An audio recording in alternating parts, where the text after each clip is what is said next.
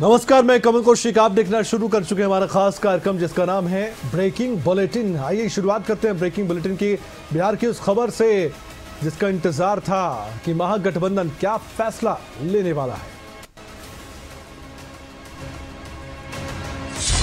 क्या एक साथ सत्ता आ पाएगी, सवाल बड़ा है, लेकिन साथ ही लालू के लाल कितना कमाल कर पाएंगे ये दरमदार अब उन पर है। महागठबंधन का बड़ा फैसला सामने आ चुका है और एक बड़ी खबर शेयर की गई है। प्रेस कॉन्फ्रेंस के माध्यम से सीएम फेस की घोषणा कर दी गई है और यह औपचारिक घोषणा थी क्योंकि चर्चाएं तो बहुत पहले से चल रही थी। महागठबंधन का सीएम चेहरा कौन होगा, इस सवाल का जवाब आखिरकार मिल गया है। तेजस्वी यादव, जी हां, ये वो नाम है जो महागठबंधन का चेहरा उभर कर सामने आया है।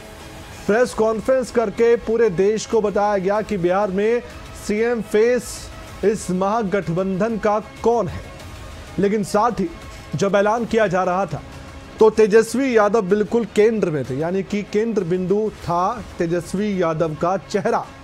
उनकी बॉडी लैंग्वेज बता रही थी शुरुआत में ही कि कुछ तो उनके लिए अच्छी खबर आने वाली है। ध्यान से प्रेस कॉन्फ्रेंस देखिए आप। तेजस्वी यादव को बिल्कुल बीच में बिठाया गया। अशोक गहलोत थोड़ा उधर बैठे थे, कांग्रेस के प्रदेश अध्यक्ष भी थे, बाकी जो नेता थे जो इस महागठबंधन में शामिल है, उनकी पार्टियां शामिल हैं, वो भी मौजूद थे। लेकिन इस तस्वीर को देखिए, इस तस्वीर में आपको केंद्र बिंदु कौन नजर आ रहा है। जो मैं बात कह रहा हूं उससे आप जरूर सहमत होंगे। अशोक गहलोत इधर नजर आ रहे हैं, उधर बाकी राजनीतिक दलों के नेता नजर आ रहे हैं और जो ऐलान हुआ है वो इसी प्रेस कॉन्फ्रेंस में हुआ है जिसकी तस्वीर आप देख सकते हैं। और सीएम फेस का ऐलान होने के बाद तेजस्वी यादव ने किस पर निशाना साधा है आप अंदाजा लगा चुके होंगे मेरे सवाल से ही। नीतीश कुमार, जी हां, उन्होंने सीधे सीधे एनडीए और नीतीश कुमार को कटघरे में खड़ा कर दिया और सवालों की बौछार कर दी। और साथ ही एक और बड़ी बात मैं आपको बताना चाहता हूं, मुकेश साहनी डिप्टी सीएम का फेस। देखिए, अभी चुनाव आप लड़ रहे हैं, सरकार बनाने का सवाल आपके सामने, लेकिन पहले ही डिप्टी सीएम का फेस और सीएम फेस दोनों स्पष्ट है, क्लियर है। और लोगों को बताया गया है, बिहार के वोटर्स को बताया गया है कि ये देखिए, अगर सरकार बनती है महागठबंधन की जिसमें कांग्रेस पार्टी आरजेडी शामिल है तो सीएम फेस यही होगा, मुख्यमंत्री यही बनेंगे। आइए सुनवाते हैं अशोक गहलोत और तेजस्वी यादव, इन दोनों ने क्या कहा इस प्रेस कॉन्फ्रेंस के मार्फत। ये कह सकता हूँ, खड़गे साहब, राहुल गांधी जी और तमाम जो साथी बैठे हमारे, इन सब की राय लेकर के हम लोगों ने तय किया है इस चुनाव में अगले मुख्यमंत्री के चेहरे के रूप में तेजस्वी यादव जी को हम लोग सपोर्ट करते हैं,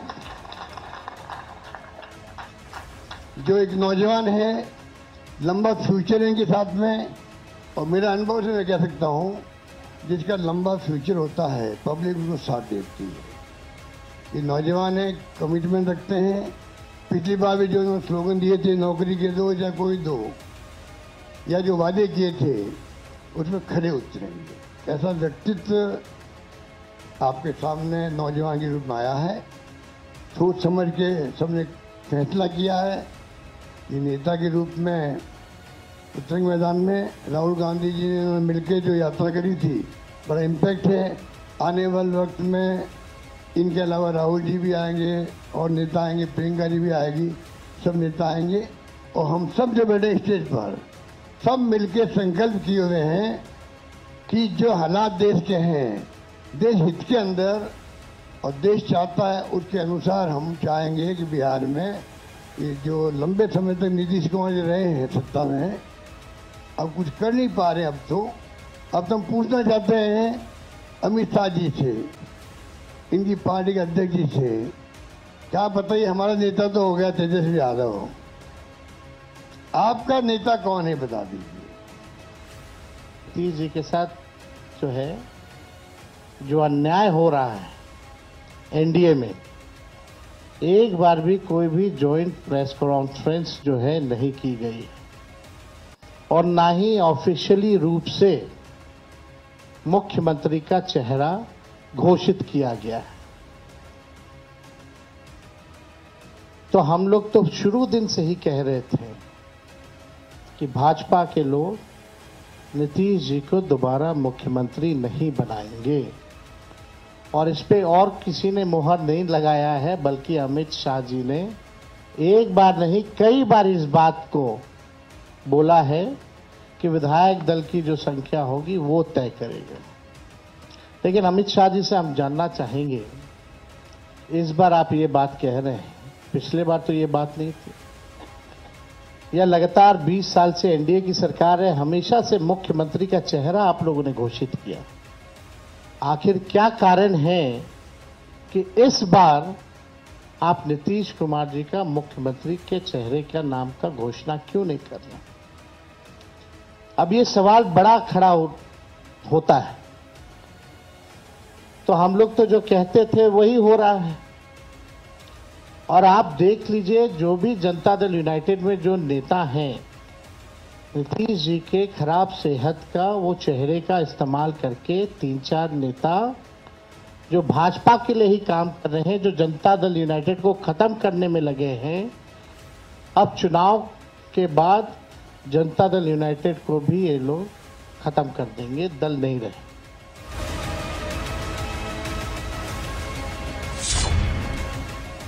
लेकिन साथ ही आपको बता दें कि बात सिर्फ बिहार तक सीमित नहीं है, बल्कि दूसरे राज्यों में भी बिहार चुनाव की खूब चर्चा है। अगर मैं उदाहरण के तौर पर हरियाणा का नाम लूं तो इसमें कोई अतिशयोक्ति नहीं है, क्योंकि बिहार में जो अभी एनडीए का प्लान है, एक प्लान एग्जीक्यूट हो रहा है हरियाणा में भी।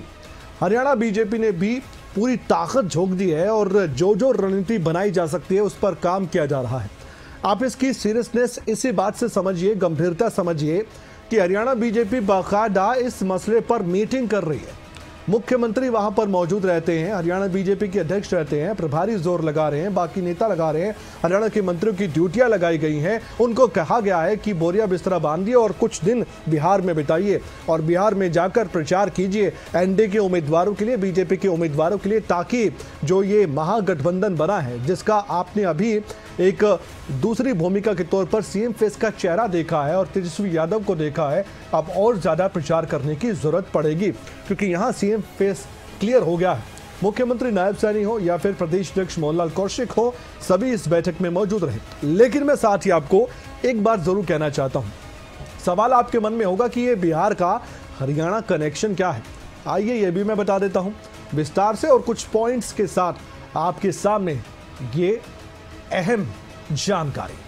ये है वो जानकारी। हरियाणा में बिहार के जो वोटर हैं वो काम करते हैं, आप जानते हैं, रोजगार की तलाश में हरियाणा आते हैं, हरियाणा में काम करते हैं और हरियाणा के लोगों से एक ताल्लुक हो जाता है। लेकिन वोटर कहाँ के हैं? वो बिहार के हैं। इसे समझिए आप। हरियाणा बीजेपी ने एक बड़ा प्लान बनाया, एक बड़ी योजना बनाई और योजना के तहत उन्होंने क्या किया? उन्होंने बाकायदा एक प्लानिंग के तहत बिहार के करीब 2 से 3 लाख जो लोग हरियाणा से संबंध रखते हैं, या तो यहाँ पर आते जाते रहते हैं या अपने परिवार में आते जाते रहते हैं, जो लोग उनके यहाँ पर रहते हैं या फिर काम ही करते हैं, उनसे उन्होंने जानकारी जुटाने की कोशिश की। संबंधित वोटर से संपर्क रखने का एक बड़ा लक्ष्य बनाया। और आप जानते हैं कि राय के पास हो, पानीपत के पास हो, हर जगह इंडस्ट्रियल एरिया में बिहार के वोटर्स आते हैं और काम करते हैं। उनके संपर्क साधने का प्रयास बीजेपी की तरफ से किया गया है।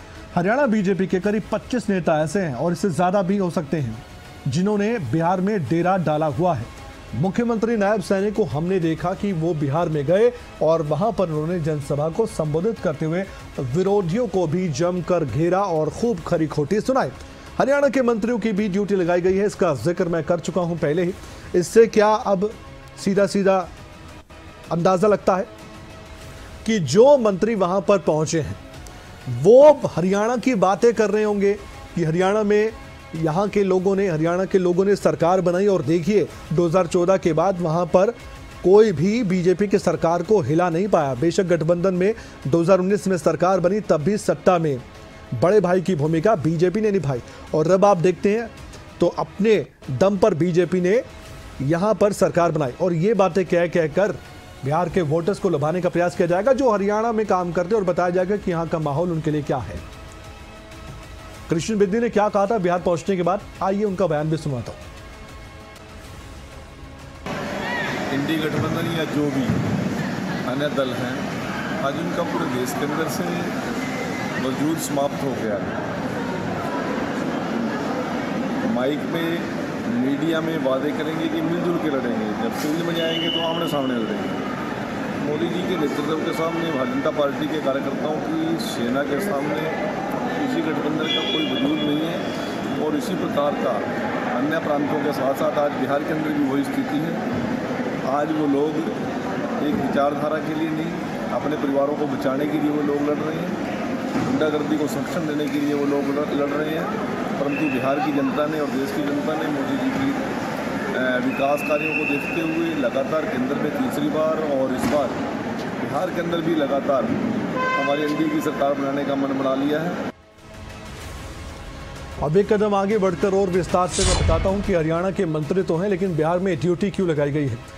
आज भी कृष्णलाल पंवार हरियाणा के मंत्री हैं, वो बिहार में मौजूद हैं।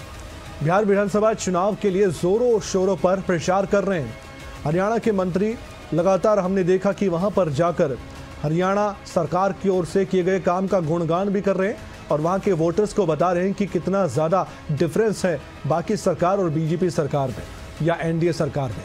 हरियाणा के कैबिनेट मंत्री कृष्णलाल पंवार का क्या शेड्यूल है और 10 से 12 दिन कहां पर प्रचार करेंगे, आइए एक नज़र डालते हैं। आपको बखूबी जानकारी उसके जरिए ही मिल पाएगी। 10 से 12 दिन उनको यहाँ पर रहना है और क्या करना है, मकसद क्या है और कौन कौन सी जगह है, आइए जानकारी आपको देते हैं।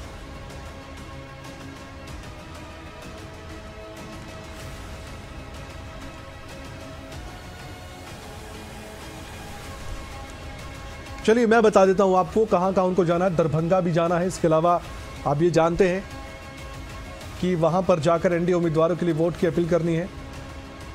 10 से 12 दिनों तक रहना है। एक और जगह है जहां पर उनको जाना है,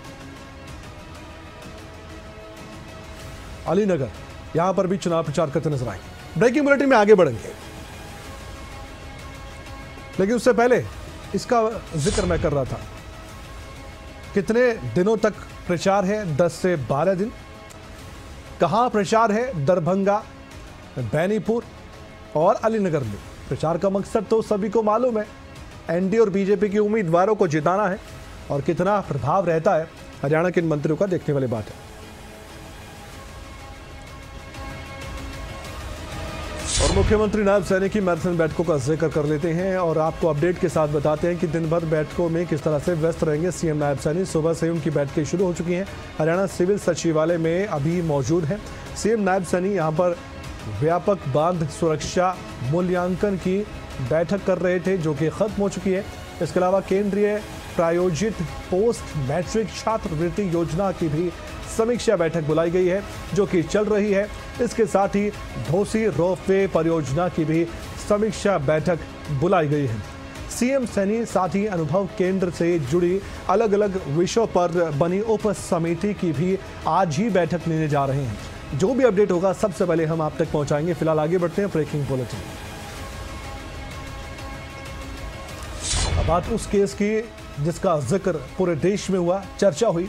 आईपीएस वाई पुरन सुसाइड केस से जुड़ी खबर ये सामने आई कि खुद केंद्रीय मंत्री मनोहर लाल, जो हरियाणा के पूर्व मुख्यमंत्री भी हैं, वो श्रद्धांजलि देने के लिए खुद पहुंचे हैं आईएएस अमनीत पी कुमार के आवास पर। यहां पर पहुंचकर उन्होंने परिवार से मुलाकात की। ये तस्वीर आप देख सकते हैं। सबसे पहले ये तस्वीर श्रद्धांजलि देते हुए मनोहर लाल नजर आ रहे हैं, वो है जिसमें वो अपनी तरफ से सांत्वना भी दे रहे हैं परिवार को। अब वो तस्वीर आपके सामने है।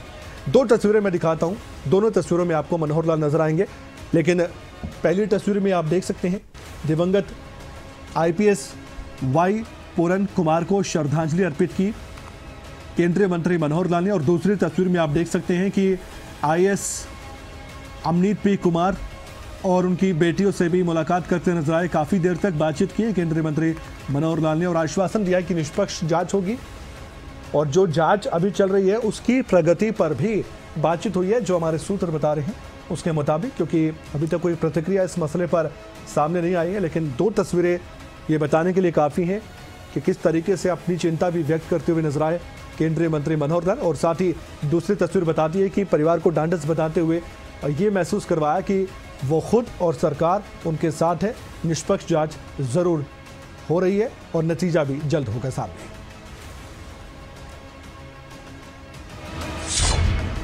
शहीद स्मारक अंबाला में बन रहा है और ये कोई आम शहीद स्मारक नहीं है। वैसे तो सभी खास शहीद स्मारक होते हैं, लेकिन इसकी खासियत अलग है और हमें युवा पीढ़ी को, हमारे बुजुर्गों को, बच्चों को, सभी वर्गों को यहाँ पर आकर मालूम होगा कि 1857 में क्या हुआ था। इसका उद्घाटन क्या प्रधानमंत्री करेंगे, अभी सवाल है। कैबिनेट मंत्री अनिल विज लगातार इस शहीद स्मारक की प्रगति को देख रहे हैं।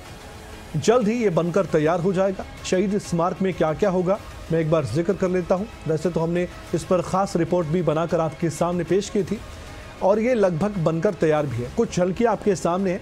जब ये बनकर पूरी तरह से तैयार होगा तो आप देखेंगे कि इसकी खासियतें क्या हैं। नवंबर महीने में बताया जा रहा है कि पीएम मोदी इसका उद्घाटन कर सकते हैं।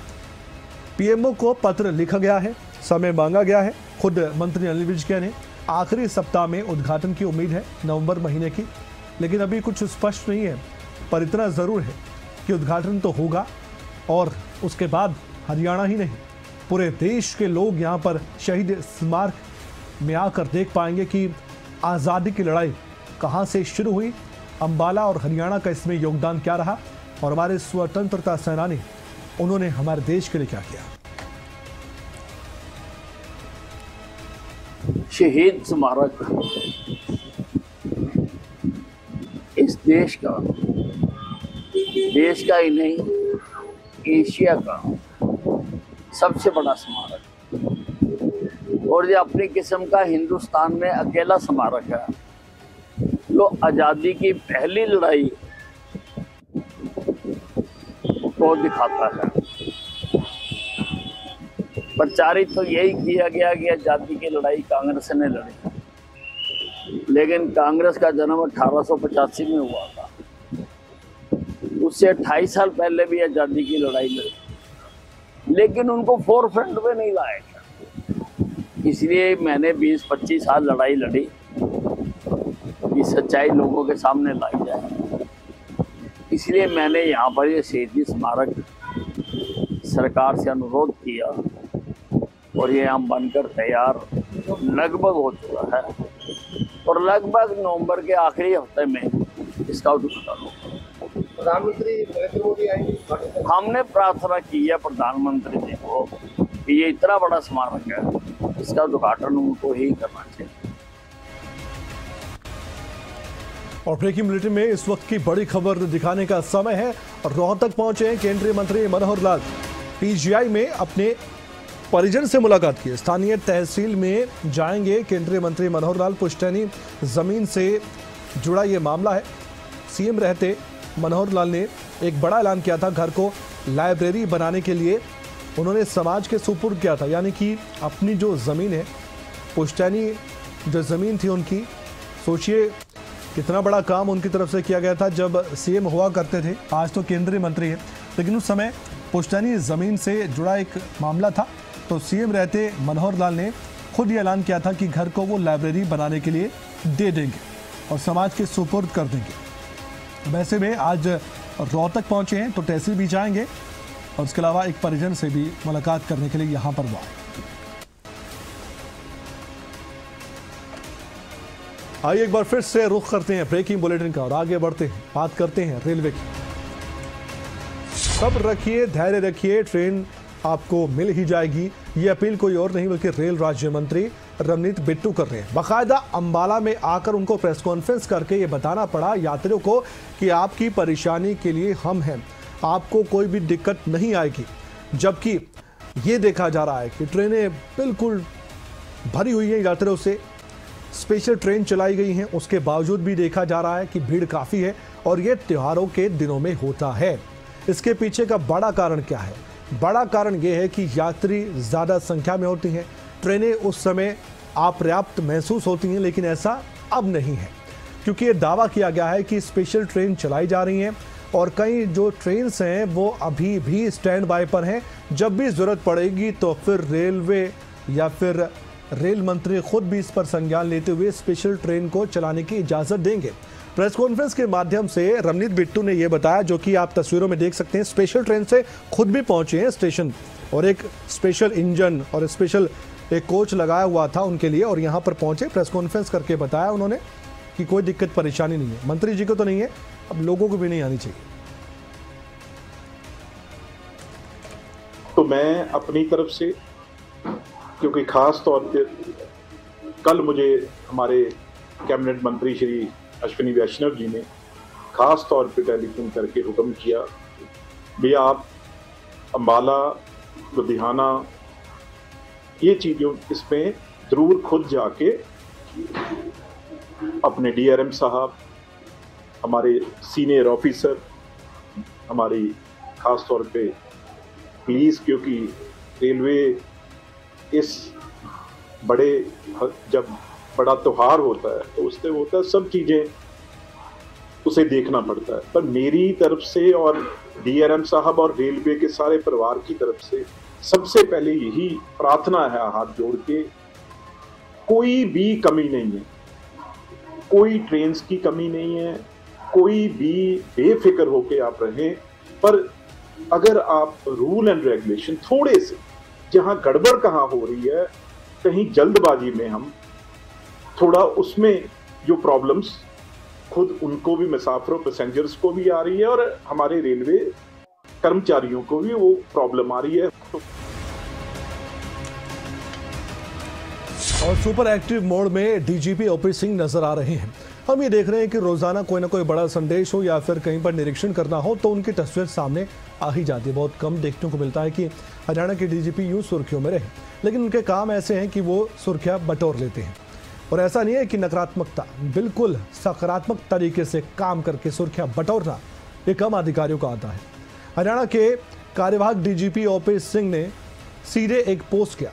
सबसे बड़ी बात क्या है, आपका अपना चैनल खबरें अभी तक आप तक हर खबर पहुंचाता है और जिम्मेदारी के साथ पहुंचाता है। और हम एक माध्यम है, कभी नहीं बोलते हैं, ना तो हम नतीजा बताते हैं और ना ही कोई फैसला देते हैं। हम सिर्फ एक माध्यम है और जो दिखाना हमारी जिम्मेदारी है वो आपके सामने रखते हैं। और इसी के तहत खबरें अभी तक का खबर का असर कैसे हुआ है, हमने एक खबर दिखाई थी जिसमें एक शख्स, एक बदमाश एक दुकान पर लगातार हमला कर रहा था और यहाँ तक कि दुकान को नुकसान पहुँचाया गया। ये तस्वीर भी आपके सामने मैं रख रहा हूँ। इस तस्वीर को हमने बार बार दिखाया और आखिरकार खबरें अभी तक की जो खबर थी उसको रिपोस्ट किया हरियाणा के डीजीपी ने। फरीदाबाद का मामला था, तोड़फोड़ मामले पर सीधे संज्ञान लिया गया और कुछ गिरफ्तारियां भी हुई हैं। कहा गया कि मेहनत कश लोगों को प्रताड़ित करने वालों को हम बिल्कुल नहीं बख्शेंगे और ये पूरी हरियाणा पुलिस के ओर से खुद हरियाणा के डीजीपी ये बात कह रहे थे। इस बात की खुशी हमें भी है कि इस तरह से बात हरियाणा के डीजीपी कह रहे हैं। इससे कोई फर्क नहीं पड़ता कि हमारी खबर का असर हो या कोई भी दिखाए, कोई अखबार दिखाए, असर होना चाहिए, संज्ञान लेना चाहिए अधिकारियों को। और ये जिम्मा हमारा है और हरियाणा पुलिस का ये जिम्मा है कि वो कार्रवाई करे और ऐसा हुआ भी है। हरियाणा में हर जगह ऐसे कार्रवाई होनी चाहिए। दुकान में तोड़फोड़ की थी, दो तस्वीर मैं आपको दिखा रहा हूँ। दूसरी तस्वीर में एक्शन लेते हुए गिरफ्तारियां भी हुई हैं, वो तस्वीरें उन बदमाशों की। और साथ में ये जो पोस्ट किया गया है और खबरें अब तक की खबर को रिपोस्ट किया गया है, डीजीपी के सख्त एक्शन के आदेश हैं और उसी के तहत ये कार्रवाई भी देखने को मिली है।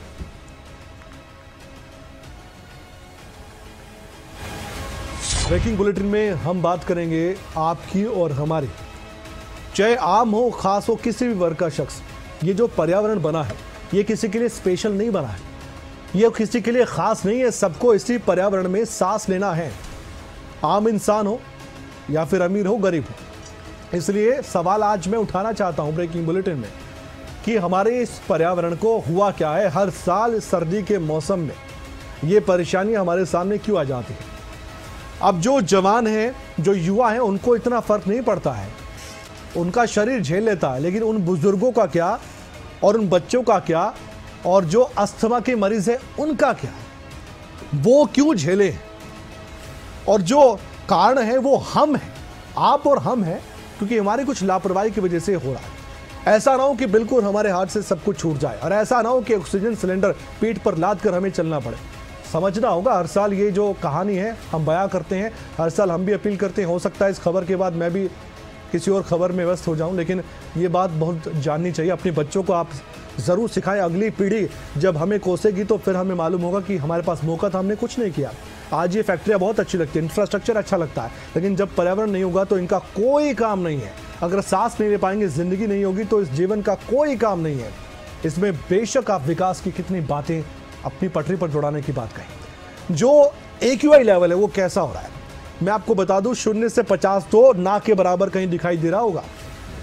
51 से 100 के बीच भी होता है तो ठीक है, हम मान लेते हैं ठीक ठाक है। लेकिन जब 400 पार जा रहा है, 200 पार जा रहा है, 300 पार जा रहा है, इस AQI लेवल को हम ठीक कैसे कहें? बहुत ज़्यादा दिक्कतें परेशानी हो रही है। आइए कुछ जानकारी आपके सामने रखता हूँ, जगह बताऊँगा, AQI लेवल बताऊँगा और श्रेणी बताऊँगा, कैटेगरी बताऊँगा कितना ख़राब है। और एक एक करके पंजाबी बाग 340 बहुत ख़राब श्रेणी में हवा की गुणवत्ता, वजीरपुर 363 बहुत ख़राब, आनंद विहार में तो गंभीर स्थिति बनी हुई है। ये हालात हैं हमारे दिल्ली NCR के। अब आप इसी से समझिए इस बात को कि कैसे दिक्कतें परेशानी लोगों को हो रही है। और ये सिर्फ एक आंकड़े नहीं है, ये आपकी हवा है जिसमें सांस ले रहे हैं। ITO 349, Bawana 349, IGI airport 286, Noida 302 बहुत खराब, खराब, बहुत खराब, बहुत खराब। आप समझते हैं ना बहुत खराब का मतलब, यानी कि सांस लेने के लायक हवा ही नहीं है। सांस अब ले रहे हैं बस हम। ग्रेटर नोएडा, गाजियाबाद, गुरुग्राम, बहादुरगढ़, सब जगह हाल बुरा है, खराब खराब, बहुत खराब, बहुत खराब, बस यही है।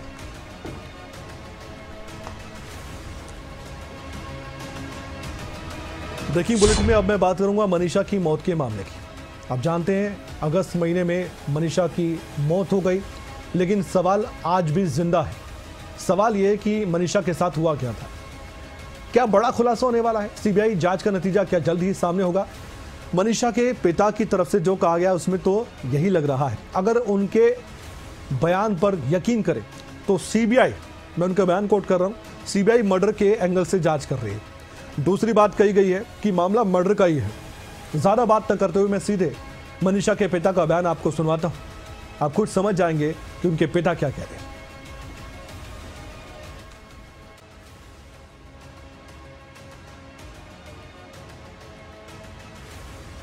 की जांच तो जी देखो लगभग नजदीक पहुंची हुई है और उम्मीद करें जी कि भी जल्दी खुलासा करें, क्योंकि उनके पास सारे सबूत चले गए जी। हमारे परिवार से या आसपास के जो भी गाँव थे उनसे उन्होंने अच्छी तरह से तहकीकात कर ली है। तो सीबीआई ने कुछ बताया क्या मामले में अभी तक निकल के आया? मामला मर्डर का है जी, हाँ सबको पता है और उनको भी पता है कि मर्डर हुआ मामला सीधा, और वो अपने तहकीकात भी मर्डर के ऊपर ही कर रहे हैं जी। तो जो रिपोर्ट आनी थी वो आज हाँ AIMS की रिपोर्ट आ गई थी उनके पास। तो उसमें क्या बताया उन्होंने जी? लगभग हमारे पास खुलासा तो इतना कराया नहीं है, मगर यही बताया है कि भी लड़की के साथ मर्डर हुआ है, ठीक है, मैं कोई जहर दिया गया है इसको काटा हुआ दिया गया।